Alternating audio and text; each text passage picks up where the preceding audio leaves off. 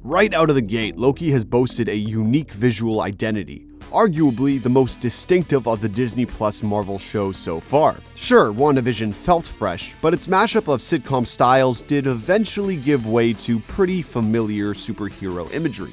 And the Falcon and the Winter Soldier was consciously playing in the same visual sandbox we've seen in the Captain America movies. Loki is a different beast though, a mind-bending trip whose visuals call back to many classic movies, TV shows, and books, as well as the Marvel comics. In this video, we're going to be exploring some of those inspirations.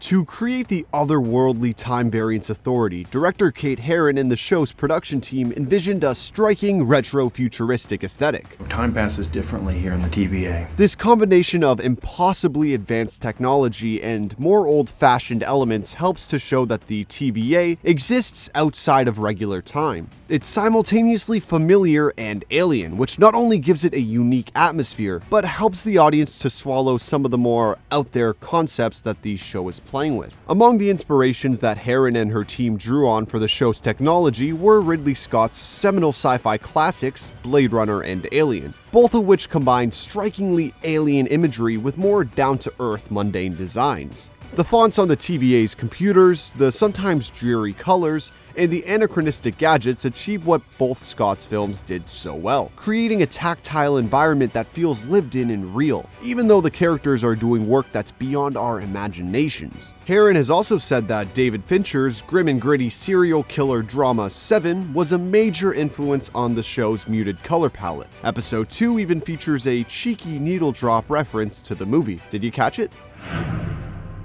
Another visual influence that Kate Herron has pointed out is Mad Men. The award-winning drama was set at a fictional Madison Avenue advertising agency between 1960 and 1970. You can draw a pretty direct line from the browns, beiges, and oranges of the Mad Men sets to the offices of the TVA. The elevators look especially similar. That was a bold last-minute decision. Again, much like the combination of advanced and retro technology we were talking about earlier, this slightly old-school color palette serves multiple purposes. It gives us something familiar to focus on while all this crazy time travel nonsense is going down, but it also reinforces the idea that the TVA operates beyond time as we know it. It's the past, the present, and the future all happening at once. Sounds kinda like Lockdown.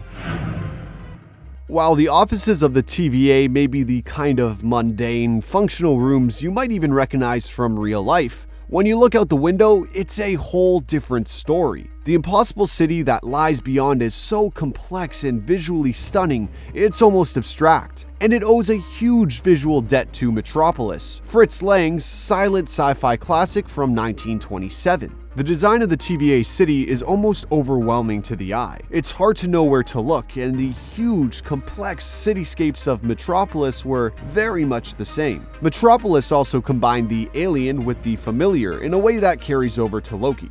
German expressionist cinema famously made striking use of shadow, depth, and extreme angles, and the TVA city exists along the same lines, although rather than black and white, this is more like German expressionism filtered through classic sci-fi book covers. Artists like Chris Foss, John Harris, and Vincent D. Fate. I mean, sounds like a good idea to me.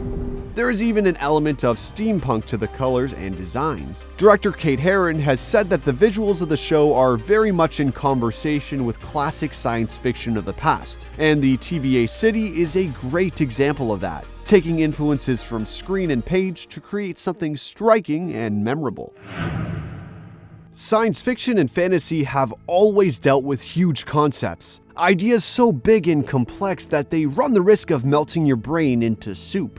So it's no wonder that someone had the idea of taking these big concepts and incorporating them into a pencil-pushing bureaucracy. It's such a popular and fun trope because it takes crazy ideas and puts them into a framework that everyone can understand. A regular Joe doing a job in an office. Loki plays that exact trick with time travel and branching timelines. Wild stuff, but it all leaves a paper trail. We've seen the trope explored recently in TV shows like The Good Place and The Umbrella Academy, but Loki harkens back much further than that. Just look at the huge offices of Terry Gilliam's eccentric masterpiece Brazil style for a visual and thematic influence. Or the Vogons in The Hitchhiker's Guide to the Galaxy, uncaring bureaucratic aliens who will happily blow up entire planets if the correct paperwork has been filled. The trope has even been used to highly amusing effect in the John Wick series. Sure, that universe is populated by thousands of almost superhuman assassins, but somebody still needs to file the reports. Jeez, we hope all these people have unionized.